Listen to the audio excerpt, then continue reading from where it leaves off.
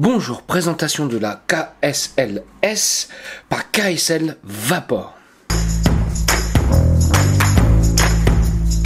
Et tout de suite, nous allons faire le tour de la boîte. Alors, ce que nous pouvons voir derrière, c'est classique. Ce qui nous est fourni à l'intérieur, bon, tout est en anglais, mais on va voir ça un petit peu.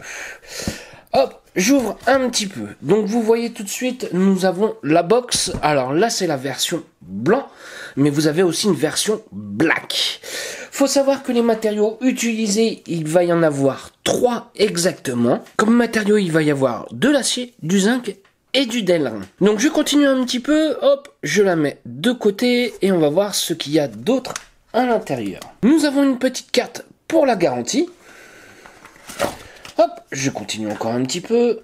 Voilà, donc j'ai encore une autre boîte, on va voir ce qu'ils nous fournissent à l'intérieur. Alors c'est un câble, alors c'est un USB classique, et nous avons aussi une petite notice. Comme vous pouvez voir, nous avons aussi une notice, donc là nous avons l'anglais, mais ils ont pensé à nous, ils nous ont fait aussi la version en français. Nous revoilà sur la box.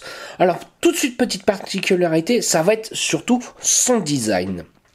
Comme vous pouvez voir, elle n'a pas une forme habituelle, mais c'est vraiment très agréable. Comme vous pouvez voir, ça vient tout de suite dans la main, aussi bien pour un gaucher qu'un droitier. L'avantage, c'est qu'on va pouvoir la prendre dans les deux sens. Comme par exemple, quand on la met dans ceci, vous aurez avoir accès au large switch directement, mais on pourra très bien mettre de l'autre côté et avec le pouce, tout simplement, avoir accès au switch aussi. J'apprécie particulièrement sa prise en main. Nous allons voir tout de suite son poids, sa taille. Vis-à-vis du poids, nous faisons 110 grammes à vide sans accu. Oui, c'est un certain poids pour une 18650, je vous l'accorde. Mais n'oublions pas que là, ici, nous utilisons du métal. Donc forcément, ça va jouer un petit peu sur le poids qui peut être un gage de qualité. Allez, on va aller voir sa taille. Vis-à-vis de la hauteur, nous faisons voilà, 87 mm de haut. En profondeur, nous faisons 27 mm. Alors, oui, 27. Ouais, voilà, 27 mm. Alors, vous allez me dire en largeur, ça va être un peu compliqué. Comme vous voyez, nous avons une forme un petit peu particulière. Donc, je vais vraiment prendre au plus large. Voilà, c'est vraiment pour le plus large. Voilà. Nous faisons 41.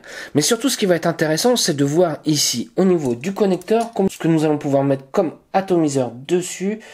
Ouais, voilà, ça va être un... Voilà, 25 mm. Donc on pourra aller sur les atomiseurs allant jusqu'à 25 mm maximum. Pourquoi je dis ça? Puisque comme vous pouvez voir, la base qui est juste ici est renfoncée. Donc si vous mettez quelque chose de plus de 25 mm, le problème c'est qu'on ne fera plus contact vis-à-vis du connecteur qui est sur ressort. C'est un parti pris d'avoir fait un connecteur comme ceci.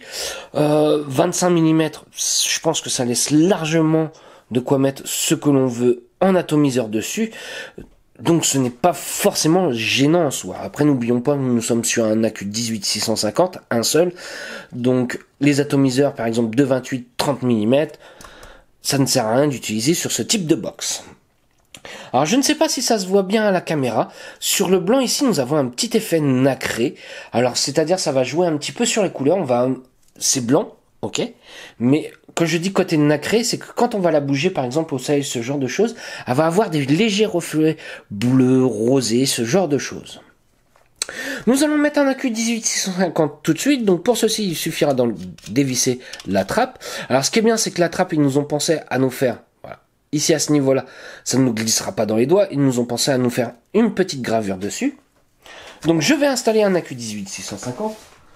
Alors tout de suite, la question c'est comment on va le mettre. Nous avons rien qui nous indique le sens de l'accu. Bah, tout simplement le côté positif, par ici, et vous revissez. Vous allez voir que quand on va revisser, ça va, voilà, la box va se mettre en route. Pour pouvoir allumer la box, il suffira de cliquer 5 fois. 1, 2, 3, 4, 5, donc 5 fois rapidement. Faut savoir que le chipset utilisé, c'est le KSL 2.0, un chipset propriétaire, mais qui est relativement très bon, vous allez voir. Vis-à-vis des fonctionnalités, c'est un classique, mais c'est un classique qui fonctionne bien. Ce qu'on peut voir à l'écran, donc oui, malheureusement, comme vous pouvez voir avec la vidéo et l'affichage, on ne voit pas forcément tout correctement. Ne vous inquiétez pas quand vous l'avez dans la main, l'écran fonctionne correctement. Donc là, nous sommes sur la fonction Power. Nous avons 45 watts de sélectionner, nous avons le nombre de volts qui s'affiche, la résistance, la puff et le niveau de batterie en bas. Donc, quelque chose de classique, mais franchement, très lisible et agréable. Je vais installer un tank dessus, donc hop, ici je prends le tank de chez Voopoo qui fait bien 25 mm, comme vous pouvez voir, voilà, on est flush, on est bon. Ça me reconnaît tout de suite la valeur de résistance, donc nous sommes à 0,18. Pour pouvoir rentrer dans les fonctionnalités, il suffira de cliquer 3 fois sur le switch, rapidement, 1, 2, 3. Là vous voyez que nous avons le mode Power, le mode Mech, le NI de son, puisqu'elle va faire le mode de contrôle de température, en version SS, 316, 317, Titane, et nous retournons sur le mode Power. Il faut savoir que vous pourrez choisir la luminosité de l'écran. Au niveau de la réactivité de la box, rien à dire, ça shoot très rapidement. Comme vous voyez, je switch, ça shoot. Donc ça, là-dessus, c'est top. Moi, ce que j'apprécie particulièrement, ça va être son revêtement. Un revêtement un peu touché pêche, si je peux dire ça. Puisque, étant donné que c'est du DRAM qui est recouvert et qui est plutôt très agréable. Au niveau du revêtement, pour le moment, je n'ai rien à dire. Ça va faire quelques jours que je l'ai. Comme vous pouvez voir, le revêtement n'est pas abîmé. Allez, maintenant, on va aller voir en plan large pour voir comment ça va. Voilà ce que nous donne la KSL S dans la main. Alors, tout de suite, ce qui va être intéressant, c'est de se faire un petit nuage. Voir surtout si ça balance bien ou pas. Donc là, j'ai mis un petit Atto dessus. Je suis à 48 watts. Pas non plus extrêmement fort. Allez, on y va.